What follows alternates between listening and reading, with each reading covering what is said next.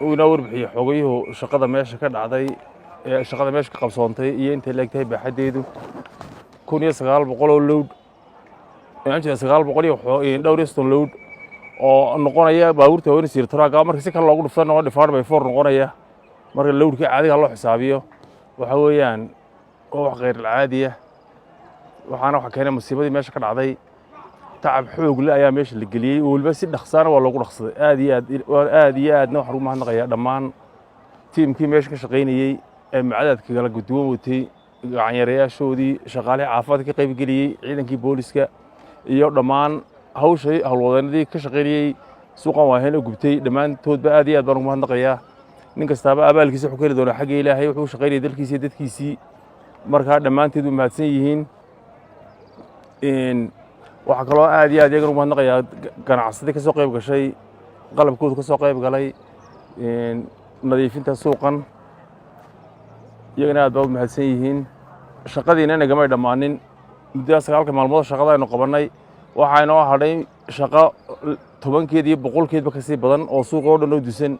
oo in dib dib loo habeeyo oo wixii aan dhismina meesha laga saaro wixii maxay ahayd ribeedo baahan la ribeedin gareeyo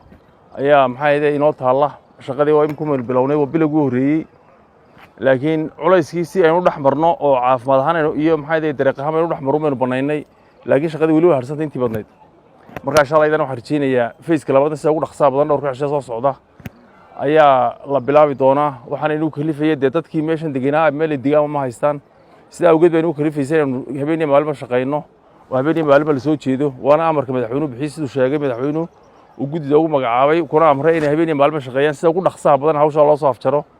insha Allah iyaga waxaan leeyahay sida ugu dhaqsaha badan hawshaasi inoogu bilaabayso hadii la yiraahdo waana socotaa qolad tiimam dhisaynkii wada iyo naqshadii wada tiimam maxay ahayd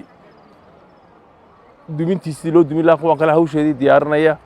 adoo hawsha balaaran tahay waana inaga soo afgoy doontaa hadii la yiraahdo aad iyo aadna u mahadsan yihiin maamulka dawladda hoose maayirkeeda hogaaminayo oo shaqada inta badan nimanka lahaa ah kuna filan inay qaban karaan aad iyo aad u mahadsan yihiin